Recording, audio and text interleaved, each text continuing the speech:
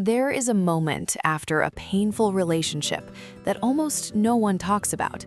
Not the night you leave, not the fight that breaks everything, but the morning after. The day when you wake up and realize, it's just me now. No more begging, no more waiting, no more hoping they'll finally be who I needed them to be. That moment can feel both terrifying and strangely quiet. The drama is gone, but the silence is loud. You might look around your room and see traces of them everywhere, in the photos, the messages, the empty side of the bed. You might feel free and heartbroken at the same time, relief and grief living in the same body. If that's where you are right now, this part is for you, because healing after a relationship like that is not just about letting go of them. It's about remembering there is a life and a self beyond begging to be loved.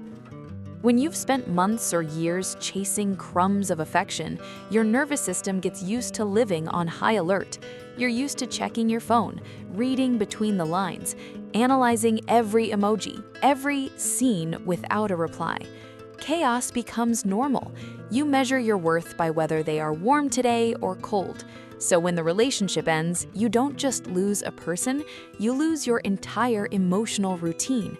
No more waking up to see if they've messaged back, no more walking on eggshells around their moods, no more spinning stories in your head to make sense of their mixed signals. You are left with the thing that you tried to avoid by staying busy with them: yourself. This can feel like loneliness, but it is also a doorway. Because now, for the first time in a long time, you have space to ask a different question. If my life is not about convincing them to love me, what else could it be about? You might not know the answer yet. That's okay. You're not supposed to have a 5-year plan the day after you stop surviving. Right now, your job is smaller and braver, to not run back to what broke you just because the unknown feels uncomfortable. Healing after a toxic or deeply unbalanced relationship doesn't look glamorous. Most days, it doesn't look like glow-up montages or dramatic breakthroughs. It looks like small, ordinary choices that slowly rewire what you believe about yourself. It looks like cleaning one drawer that's full of old memories, closing it, and telling yourself, I don't have to live in the past today. It looks like going for a walk without stalking their social media on your phone. Letting the sun touch your face, letting your body remember what it feels like to move without tension. It looks like making dinner just for you, sitting down and actually eating, not scrolling, not obsessing, not replaying old arguments, just feeding yourself as if you matter. After a toxic or emotionally distant relationship, your sense of self-worth is often shredded. Maybe they called you too sensitive, too needy, too dramatic. Maybe they withdrew every time you needed something, until you started believing that having needs at all was the problem. Those messages don't disappear just because they're gone. They linger in your own voice now. So one of the most important parts of this next chapter is learning to notice when you are continuing their work for them. When you say to yourself, no one will ever love me, or I was the problem, or I should have been better. Ask yourself, whose voice is that really? Be honest, is this actually your deepest truth, or is it just an echo of how you were treated? You are not an unbiased judge of yourself right now. You're a person who has been living in an environment that distorted your reflection. Of course, it's hard to see yourself clearly. Of course, your first instinct is to blame yourself. So instead of asking, was I good enough for them? Try asking, were they ever truly good to me?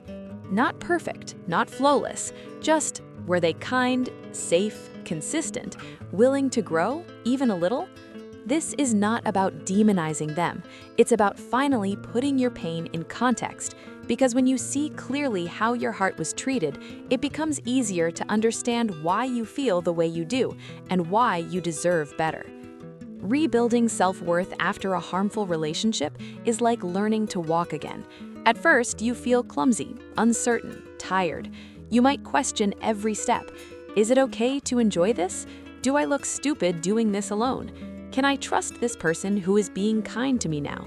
It will take time. That doesn't mean you're failing. It means you're healing.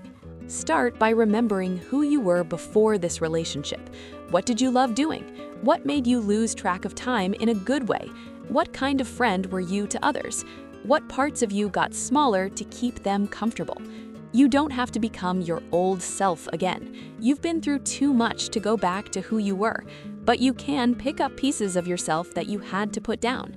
Your creativity, your silliness, your opinions, your boundaries. And then there is trust. Not just trusting others, trusting yourself. Toxic dynamics and emotional distance make you doubt your own judgment. You think, how did I let this get bad? How did I miss the signs?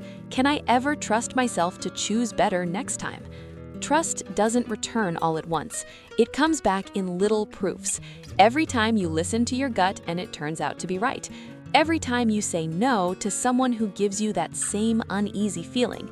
Every time you walk away from half-hearted interest instead of trying to turn it into a grand love story. You begin to show yourself, this time I will protect you. This time I won't abandon you to keep someone else comfortable. There will be days that you miss them.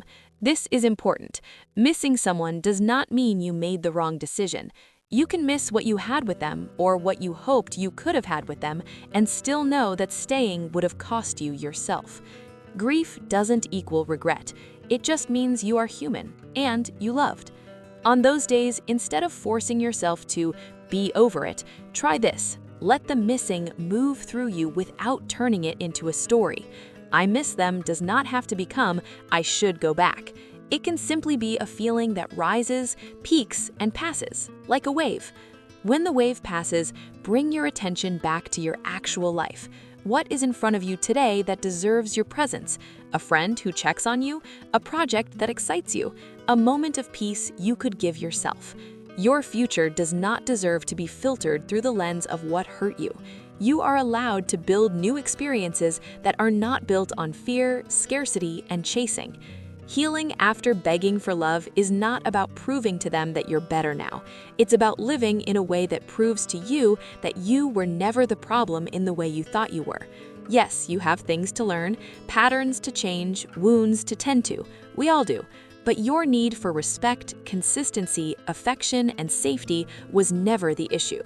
As you move forward, you may find yourself more selective, less impressed by grand gestures, and more interested in quiet consistency, less willing to abandon your needs for chemistry, less willing to trade your peace for the illusion of being chosen. That is growth. That is wisdom.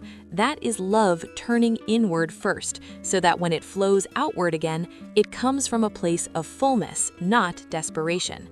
If you are listening to this and wondering, will I ever feel normal again? Hear this. You are not destined to spend your life in the shadow of this relationship.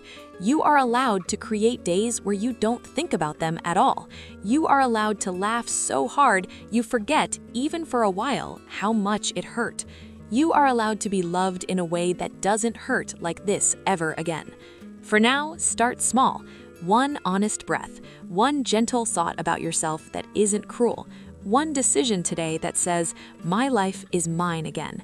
You have already survived the worst parts. Now you get to learn how to live, not as someone begging to be chosen, but as someone who finally understands, I was worthy all along.